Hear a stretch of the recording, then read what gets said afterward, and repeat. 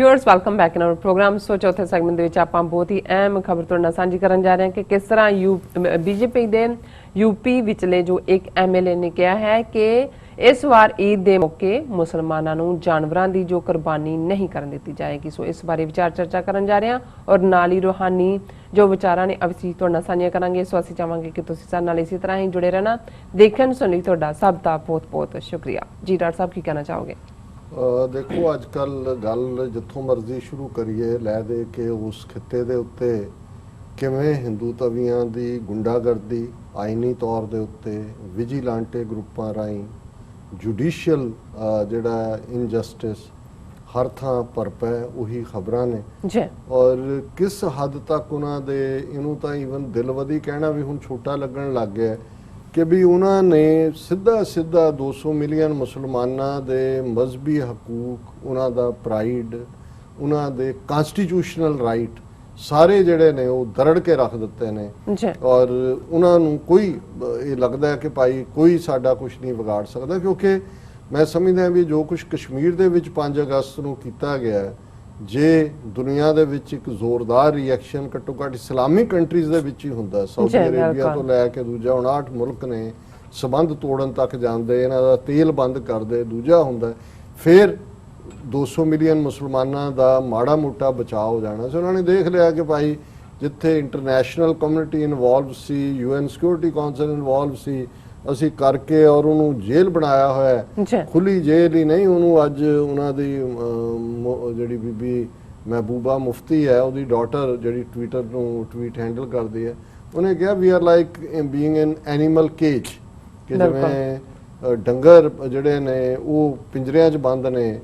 Animal cage सानू बनाया होया और हुण क्योंकि ज़ाहिर है कि जिहड़ा एक मुबारक दिन इस्लाम के हवाले नाल जिस ईद उल अदा कहते हैं क्योंकि ये कुर्बानी दी जाती है और इनू बकरीद भी कहते हैं क्योंकि साडे खिते भी ज़ाहिर तौर पर बकरे की कुर्बानी होंदी है। हालांकि इस बार हज जिहड़ा बड़ा सीमित ही एंट्री है बहुत सारे मुल्कों तो लोग जा नहीं सके और इसनू बड़ा सबड्यूड तरीके दे नाल कीता जा रहा है और इसका संबंध जिहड़ा कुर्बानी का है वो even pre Islamic history Abraham जिन्होंने हज़रत इब्राहिम करके इस्लाम दे विच जानिया जाता है उन्हां दी रब दे अगे अपना आपा कुर्बान करन दी भावना जिहदे थल्ले जिवें ये वाक़या हुंदा कोट कीता जाता है कि रब ने कहा भी जिहड़ी सब तो प्यारी चीज़ है तैनूं मैनूं दे उन्हें कहा जी ठीक है उन्हें कहा भी तेरा बेटा क्योंकि वो बेटे नूं प्यार करदे सी एंड इवेंचुअली वो उहदे लई भावें एक वारी झिझके लेकिन उन्होंने हाज़र हुए और जदों उहदी कुर्बानी दे लई उन्होंने छुरी रखी तो जिवें ये विश्वास किया जाता है कि भाई उहदी थां ते बकरा सी सो गल तां ये अल्टीमेटली हुंदा है कि भी इसका मैसेज तो यह है कि जदों तुसी रब दी राह ते चलदे हो रब दे रस्ते ते तुरदे हो तो फिर तुहाडी प्यारी तो प्यारी चीज़ भी जे तुहाडी उस रस्ते दी रुकावट है जां तुहाडे सच हक इंसाफ दे रस्ते नूं रोकण दी तुहानू कोशिश करदा है भावें तुहाडी औलाद ही है तुसी उहदी परवाह नहीं करदे। मैं एक गैर मुस्लिम होने के नाते मैं तो इस चो यही मैसेज लैंदा कि सब तो प्यारी चीज़ भी जिहड़ी है और रब दी राह तो कुर्बान उस तो उपर कोई नहीं है और एक बहुत वारी त्यौहार जिवें मैं कहा कि भी बेशक हुण अब्राहम जिहड़े ने हज़रत इब्राहिम भी ने और इस्लाम क्रिश्चियनिटी जूडाइज़म उन्हां दे सारियां दे ही पैगंबर ने और इसनू बड़े चाह दे नाल क्योंकि रब दे रस्ते नूं और एक कुर्बानी उसकी अड अड किते ऊंट दी हुंदी है किते बकरे दी हुंदी है किते गां दी भी हुंदी है जिथे जिथे जिहदी अवेलेबिलिटी जां दूसरा रहा हुण यूपी दे विच एक हलका असैंबली हलका लियोनी उसका MLA है नंद किशोर और इस तो पहले ही हालांकि जिहड़ा उत्थे गुंडा योगी चीफ मिनिस्टर है उन्हें हार्ड लाइन वाली इंस्ट्रक्शंस दित्तियां हुई ने कि जी की होएगा की नहीं होएगा बेचारे मुसलमान वैसे ही डरे बैठे ने उन्होंने किहड़ा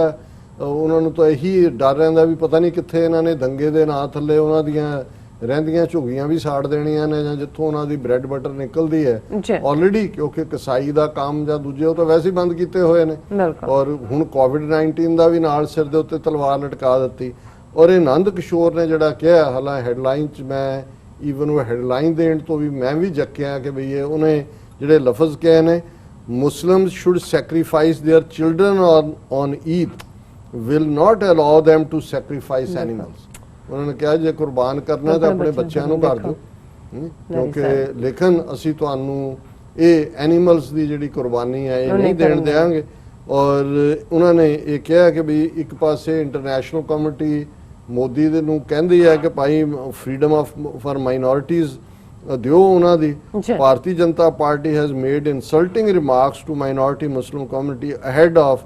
ਈਦ ਉਲ ਅਦਾ ਦਾ ਈਦ ਆਫ ਸੈਕਰੀਫਾਈਸਿਸ। ਔਰ ਆਨੰਦ ਕਿਸ਼ੋਰ ਨੇ ਕਿਹਾ ਕਿ we Muslims should sacrifice their children instead of animals. ਫਿਰ ਇਹਨੂੰ ਵੈਲਿਡ ਬਣਾਉਣ ਦੇ ਲਈ ਉਹ ਆਰਗੂਮੈਂਟ ਯੂਜ਼ ਕਰ ਰਿਹਾ ਹੈ। ridiculing the medical recommendations, MLA said meat spreads coronavirus, कि meat ਦੇ ਨਾਲ coronavirus ਫੈਲਦਾ ਹੈ, so people should not be allowed to sacrifice innocent animals, ਕਿ ਬੇਗੁਨਾਹ ਜਾਨਵਰਾਂ ਨੂੰ ਜ਼ਿਬਾ ਕਰਨ ਦਾ ਉਹਨਾਂ ਨੂੰ ਕੋਈ ਹੱਕ ਨਹੀਂ ਹੈ। I will not let people eat meat and alcohol in Leone, ਮੈਂ ਇੱਥੇ ਕਿਸੇ ਨੂੰ ਮੀਟ ਨਹੀਂ ਖਾਣ ਦਿਆਂਗਾ, ਸ਼ਰਾਬ ਨਹੀਂ ਆਪਣੇ ਹਲਕੇ ਦੇ ਵਿੱਚ। Adding, we will not let people sacrifice innocent animals because meat spreads coronavirus. We will stop those who will perform the ritual animal sacrifice. We will not let this happen in Leone. ਹੁਣ ਇਹ ਗੱਲ ਕਿਸੇ ਮੁਸਲਮਾਨ ਨੇ, ਕਿਸੇ ਸਿੱਖ ਨੇ ਗਾਂ ਦੇ ਹਵਾਲੇ ਨਾਲ, ਇਹਨਾਂ ਦੇ ਕਿਸੇ ਦੇਵਤੇ ਦੇ ਹਵਾਲੇ ਨਾਲ ਕਹੀ ਹੁੰਦੀ ਤੇ ਹੁਣ ਤੱਕ ਸੈਡੀਸ਼ਨ ਦਾ ਚਾਰਜ ਲਾ ਕੇ UAPA ਦੇ ਥੱਲੇ ਉਹਨੂੰ ਅੰਦਰ ਦਿੱਤਾ ਹੋਣਾ ਸੀ। ਇਲੈਕਟਿਡ ਆਫੀਸ਼ੀਅਲ ਇਸ ਕਿਸਮ ਦੀ ਗੱਲ ਕਰ ਰਹੇ ਹੈ। ਹੋਰ ਇਹ ਭਾਵਨਾਵਾਂ ਭੜਕਾਣਾ ਨਹੀਂ ਹੈ, ਇਹ ਤਾਂ ਬੜਾ ਛੋਟਾ ਲਫ਼ਜ਼ ਹੈ। ਇਹ ਤਾਂ ਉਹਨਾਂ ਨੂੰ ਦੱਸਣਾ ਹੈ ਮੁਸਲਮਾਨਾਂ ਨੂੰ ਕਿ ਅਸੀਂ ਤੁਹਾਨੂੰ ਮੁਸਲਮਾਨ ਨਹੀਂ ਰਹਿਣ ਦੇਣਾ, ਅਸੀਂ ਤੁਹਾਨੂੰ ਤੁਹਾਡੇ ਮਜ਼ਹਬੀ ਦਿਨ ਵੀ ਜਿਹੜੇ ਨੇ ਉਹ ਨਹੀਂ ਮਨਾਉਣ ਦੇਣੇ। ਸੋ ਇਹਨਾਂ ਹਾਲਾਤਾਂ ਦੇ ਵਿੱਚ 200 ਮਿਲੀਅਨ ਮੁਸਲਮਾਨ, 30 ਮਿਲੀਅਨ ਸਿੱਖ, 30 ਮਿਲੀਅਨ ਤੋਂ ਜ਼ਿਆਦਾ ਈਸਾਈ, 100 ਮਿਲੀਅਨ ਤੋਂ ਜ਼ਿਆਦਾ ਦਲਿਤ, ਕਿਉਂਕਿ ਇੱਕ ਗੱਲ ਦਾ ਧਿਆਨ ਰਹੇ ਕਿ ਜਿਹੜੀ ਮੀਟ ਇੰਡਸਟਰੀ ਨਾਲ ਜੁੜਿਆ ਹੋਇਆ ਤਬਕਾ ਉਹਨਾਂ 'ਚ ਬਹੁਤ ਵੱਡੇ ਜਿਹੜੇ ਨੇ ਇੰਪਲੋਇਮੈਂਟ ਤਾਂ ਦਲਿਤ ਭਾਈਚਾਰੇ ਦੀ ਹੈ, ਪ੍ਰੋਫਿਟ ਇਹ ਬਣਾਉਂਦੇ ਨੇ। ਹੁਣ ਜਿਹੜਾ ਜਿਸ ਨੂੰ ਜਿਹੜਾ ਉਹ ਬੋਵਿਨ ਮੀਟ ਕਹਿੰਦੇ ਨੇ ਜਾਂ ਜਿਹੜੀ ਬੀਫ ਦੇ ਥੱਲੇ ਐਕਸਪੋਰਟ ਭਾਰਤ ਦੂਸਰਾ ਵੱਡਾ ਮੁਲਕ ਹੈ, ਸ਼ਾਇਦ ਬ੍ਰਾਜ਼ੀਲ ਨੰਬਰ 1 ਤੇ ਹੈ, ਜਿੱਥੋਂ ਕਾਊ ਮੀਟ ਜਿਹਦੇ 'ਚ ਜਿਹੜੀਆਂ ਮੱਝਾਂ ਗਾਵਾਂ ਸਾਰੀਆਂ ਨੇ ਉਹ ਐਕਸਪੋਰਟ ਹੁੰਦਾ। ਔਰ ਉਹਦੇ 5 ਜਿਹੜੇ ਵੱਡੇ ਐਕਸਪੋਰਟਰ ਨੇ ਉਹਨਾਂ 'ਚੋਂ 4 ਹਿੰਦੂ ਨੇ, ਬ੍ਰਾਹਮਣ, ਮੱਥੇ ਤੇ ਤਿਲਕ ਲੱਗਾ ਹੋਇਆ। ਹੁਣ ਤੁਹਾਡੀਆਂ ਮਾਵਾਂ ਜਿਹਨੂੰ ਬਣਾਇਆ ਤੁਸੀਂ ਗਾਵਾਂ, ਉਹ ਤੁਸੀਂ ਦੁਨੀਆ ਨੂੰ ਖਵਾਓ, ਉੱਥੋਂ ਭੇਜੋ, ਉਹ ਤੁਹਾਡੇ ਧਰਮ ਦੀ ਜਸਟੀਫਿਕੇਸ਼ਨ ਹੈ। ਉਹ ਤਾਂ ਜਿਹੜੇ ਸੈਕਰੀਫਾਈਸ ਕਰ ਰਹੇ ਨੇ, ਗਾਂ ਵਾਲੀ ਤਾਂ ਗੱਲ ਵੀ ਨਹੀਂ ਰਹਿ ਗਈ ਹੁਣ, ਪਰ ਉਹਨਾਂ ਨੂੰ ਕਹਿੰਦੇ ਨੇ ਵੀ ਤੁਹਾਨੂੰ ਅਸੀਂ ਕੁਰਬਾਨੀ ਨਹੀਂ ਕਰਨ ਦੇਣੀ, ਜੇ ਕਰਨਾ ਆਪਣੇ ਬੱਚੇ ਕਰੋ। ਤੁਸੀਂ ਇਸ ਤੋਂ ਵੱਧ ਕੇ ਜੇ ਫਿਰ ਵੀ ਕਿਸੇ ਨੂੰ ਨਜ਼ਰ ਨਹੀਂ ਆਉਂਦਾ ਕਿ ਭਾਈ ਉੱਥੇ ਕੀ ਹੋ ਰਿਹਾ, ਔਰ ਇਹ ਇੱਕ ਬੜੀ ਸ਼ਰਮ ਦੀ ਗੱਲ ਹੈ ਔਰ ਕੰਡੈਮਨੇਬਲ ਵੀ ਲਫ਼ਜ਼। ਉਹ ਤਾਂ ਕਹਿ ਕੇ ਸਾਡੀ ਵੀ ਉਹ ਮੂੰਹ ਦਾ ਸਲਾਈਵਾ ਮੁੱਕ ਗਿਆ, ਕਿੰਨਾ ਕੁ ਤੁਸੀਂ ਉਹ ਸਾਰੇ ਨੂੰ ਕਰੋ। ਪਰ ਮੈਂ ਘੜੀ ਵੱਲ ਵੀ ਦੇਖ ਰਿਹਾ ਕਿ ਵੀ ਇਸ ਅਫਸੋਸਨਾਕ ਵਰਤਾਰੇ ਦੇ ਉੱਤੇ ਅਸੀਂ ਇਹੀ ਕਹਿ ਸਕਦੇ ਹਾਂ ਕਿ ਸਾਨੂੰ will have to fight back till the last breath। ਜ਼ੁਲਮ ਹੁੰਦਾ ਹੈ, ਜਿੰਨਾ ਮਰਜ਼ੀ ਤਾਕਤਵਰ ਜ਼ਾਲਮ ਹੋਏ, ਜੇ ਅਸੀਂ ਇਮਾਨ 'ਚ ਯਕੀਨ ਰੱਖਣ ਵਾਲੇ ਲੋਕ ਹੈ ਫਿਰ ਸਾਨੂੰ ਇਹ ਹੈ ਕਿ ਸਾਡਾ ਲੜਨਾ ਕੰਮ ਹੈ ਔਰ ਇਹਨਾਂ ਦੇ ਜ਼ੁਲਮ ਨੂੰ ਸਹਾਰ ਕੇ ਇਹਨਾਂ ਦੀਆਂ ਟਰਮਸ ਦੇ ਉੱਤੇ ਜਿਉਣਾ, ਇਸ ਤੋਂ ਬਦਤਰ ਜ਼ਿੰਦਗੀ ਹੋਰ ਕੋਈ ਨਹੀਂ ਹੋ ਸਕਦੀ। ਔਰ ਅੱਜ ਅਸੀਂ 3 ਸ਼ਲੋਕ ਬਾਬਾ ਫਰੀਦ ਜੀ ਦੇ ਵਿਚਾਰ ਲਈ ਚੁਣੇ ਨੇ। 2 ਪੰਜਵੇਂ ਪਾਤਸ਼ਾਹ ਦੇ ਰਚੇ ਹੋਏ ਨੇ, ਅਰਪਣ ਉਹਨਾਂ ਨੇ ਬਾਬਾ ਫਰੀਦ ਜੀ ਨੂੰ ਕੀਤੇ ਨੇ। ਪਰ ਕਿਉਂਕਿ ਅਸੀਂ ਜਿਹੜੇ ਕੱਲ ਜਿਵੇਂ 2 ਸ਼ਲੋਕ ਉਹਨਾਂ ਦੇ ਵਿਚਾਰੇ, ਜਿਹਦੇ 'ਚ ਬਾਬਾ ਫਰੀਦ ਜੀ ਦਾ ਸ਼ਲੋਕ ਸੀ ਕਿ ਫਰੀਦਾ ਮੈਂ ਜਾਣਿਆ ਦੁੱਖ ਮੁਝ ਕੂ, ਦੁੱਖ ਸਬਾਇਆ ਜਗ, ਉੱਚੇ ਚੜ ਕੇ ਦੇਖਿਆ ਕਰ ਕਰ ਇਹ ਅੱਗ। ਸੋ ਜਿਵੇਂ ਇੱਕ ਮੋਟੀਵੇਸ਼ਨ ਦੂਸਰੇ ਦੇ ਲਈ ਹੁੰਦੀ ਹੈ, ਰੂਹਾਨੀ ਦੁਨੀਆ 'ਚ ਜਿਵੇਂ ਵਾਪਰਦਾ ਹੈ। ਗੁਰੂ ਅਰਜਨ ਸਾਹਿਬ ਨੇ 2 ਸ਼ਲੋਕ ਜਿਹੜੇ ਮਹੱਲਾ 5ਵਾਂ ਦੇ ਥੱਲੇ ਨੇ, ਬਟ ਬਾਬਾ ਫਰੀਦ ਨੂੰ ਐਡਰੈਸ ਕਰਦੇ ਆ ਕਹੇ ਨੇ, ਫਰੀਦਾ ਭੂਮ ਰੰਗਾਵਲੀ ਮੰਝ ਵਸੂਲਾ ਬਾਗ, ਜੋ ਜਨ ਪੀਰ ਨਵਾਜਿਆ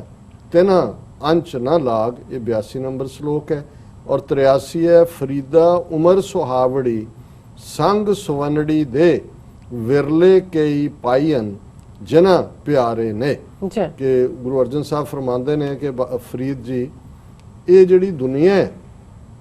ਇਹ ਇਸ ਕਿਸਮ ਦੀ ਰੱਬ ਨੇ ਰਚੀ ਹੈ ਕਿ ਦੇਖਣ ਨੂੰ ਇਹਦਾ ਜਿਹੜਾ ਰੰਗ ਹੈ ਉਹ ਬੜਾ ਵੰਨ-ਸੁਵੰਨ ਹੈ, ਰੰਗਾਵਲੀ ਹੈ, ਜਿਵੇਂ ਰੰਗੋਲੀ ਉਹ ਰੰਗਾਂ ਦੀ ਮੌਜ਼ੇਕ ਹੈ।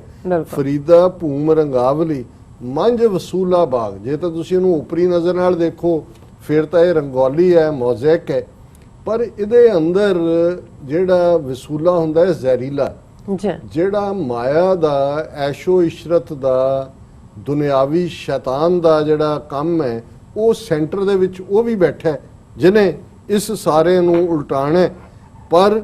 ਨਾਲ ਗੁਰੂ ਸਾਹਿਬ ਨੇ ਫਰਮਾਇਆ ਇਸ ਗੱਲ ਦਾ ਧਿਆਨ ਰਹੇ ਕਿ ਇਸ ਮੰਝ ਵਿਜੋਲੇ, ਮੰਝ ਹੁੰਦਾ ਸੈਂਟਰ, ਇਸ ਲਈ ਮਾਝਾ ਰੀਜਨ ਇਸ ਲਈ ਹੈ ਕਿ ਸੈਂਟਰ ਲਾਹੌਰ ਅੰਮ੍ਰਿਤਸਰ ਇਹ ਮਾਝਾ ਸੀ ਸੈਂਟਰਲ ਪੰਜਾਬ, ਕਿ ਉਹਦੇ ਵਿਚਕਾਰ ਮੰਝ ਦੇ ਵਿੱਚ ਇਹ ਜ਼ਹਿਰ ਹੈ। ਪਰ ਜੋ ਜਨ ਪੀਰ ਨਵਾਜਿਆ ਤਿਨਾ ਅੰਚ ਨਾ ਲਾਗ,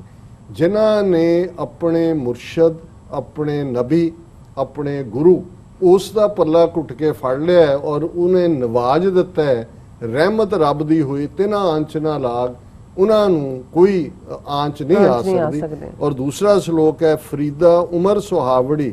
ਸੰਗ ਸੁਵਨੜੀ ਦੇ ਵਿਰਲੇ ਕਈ ਪਾਇਨ ਜਿਨ੍ਹਾਂ ਪਿਆਰੇ ਨੇ।